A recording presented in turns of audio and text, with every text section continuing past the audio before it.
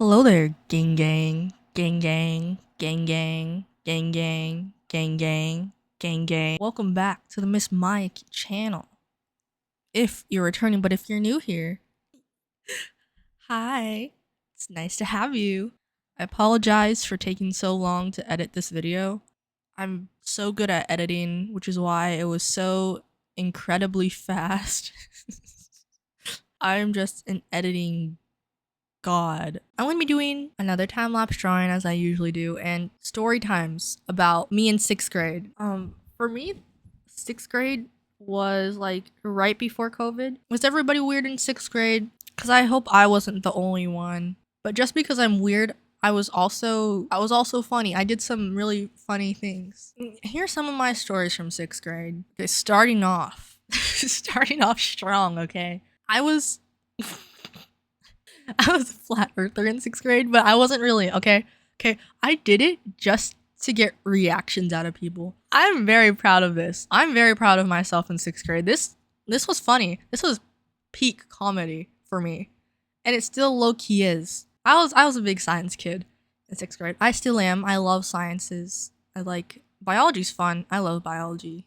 Earth science is great too. Where was I going? Yeah, so I was a big science kid, and so saying I'm a flat earther in 6th grade as a big science kid, I feel like some things aren't adding up. I love astronomy too. I love outer space. I wish I was a planet or a sun, and then I would just explode and then create a black hole. Oh god, my headphones fell off. So what was I saying? Oh yeah, flat earther Maya, 6th grade. Sorry, that might have been hard to hear. Flat earther Maya in 6th grade. Oh my god, that was such a good time. I loved seeing people get mad over me saying I was a flat earther. Oh my god, I really leaned into it too. I was also an art kid, and I still am. I don't know if you can tell with me drawing, except I'm not a kid, I'm a teenager now. And so I'd bring my sketchbook everywhere, and I would draw a flat earth and say this is real, and that earth that is a sphere is a lie. I'm so proud of myself. I was such a punk. I love little 6th grade Maya. She was a little cringe, but everyone was a little cringe in 6th grade. And if you weren't, you're lying. You're lying, okay? We're all cringe in 6th grade and before. We all took ourselves so seriously, thinking we're so old. And I still try to take myself seriously occasionally, but why be serious when you can be silly? But back to the flat earth thing, I loved seeing my friends' face be like, are you fucking dumb? Which the answer is yes, and I still am dumb. Oh my god, it was just so good. It was so good, okay? I think that's really all. My science teacher's like, there's no way you're a flat earther. It's just like, she's trying to tell me, like, explain why it's not. I'm like, one of my favorite science teachers, by the way. She loves teaching, and you could tell she's so passionate. I love when teachers are passionate about what they do because it inspires me to be passionate about learning. I'm not actually a flat earther. I'm just doing this to get reactions. It's so funny. And then COVID hit, and that was the end. Yep. That was story number 1. Okay, so story number 2. It wasn't even my idea to do this, but I participated. I took part, and I still have one of these legendary items in my possession. And this is the myth of the crocodiles around every classroom in that school. So there's this kid. I don't remember his name, but on the last day of the first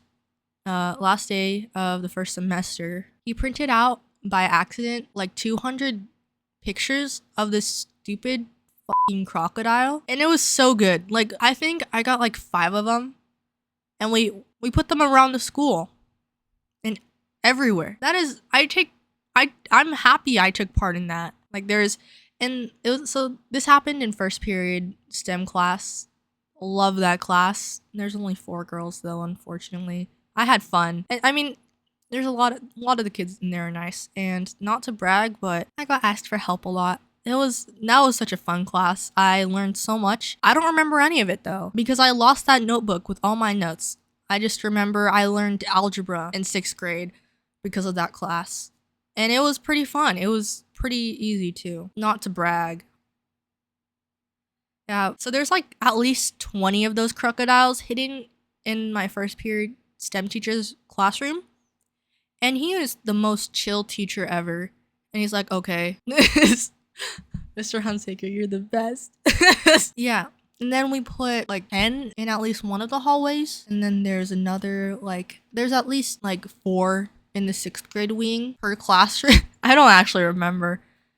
I know there's at least 1 crocodile in that 6th grade wing. In the 7th grade wing, I wasn't in the 7th grade wing for any reason. But there's so many crocodiles anywhere. You would look up in the bathroom, there's a crocodile. Why? Okay, that's not true. There wasn't a crocodile in the bathroom. Like I said, there's only like 4 girls. And I don't think any of us would put a crocodile in the bathroom. Except me. I probably would have put him on the stall so it's like watching you as you're going to the bathroom. But in the boys' bathroom, I feel like there would be a crocodile in there too. I'm very proud of myself in 6th grade. That was great. Okay, this story isn't really funny as much as it is just cringe. Okay, I had my first quote-unquote relationship in 6th grade. Oh my god. Never again. I'm not even gonna say this is what pushed me away from wanting to be in a relationship. It was weird guy on internet. But yeah, I thought this guy was gay for a long time because his friend said he was. And then I'm like, oh. And then I stopped having a crush on him. And then like 2 days later, I got this note in my locker saying, do you like me? Yes or no? How you ask someone out in the movies. Would we? And I said, yes, because I'm like, I don't know what to say. I don't want to be mean. My friend's like, you don't want to break his heart. But me, it was 2 days after I stopped liking that guy, okay? I was already over him. I was a 6th grader, okay? I lost feelings fast, okay? I'm kidding. I don't actually remember how I felt about it. I just know I drew that guy a lot in my shit art style. That was just circles.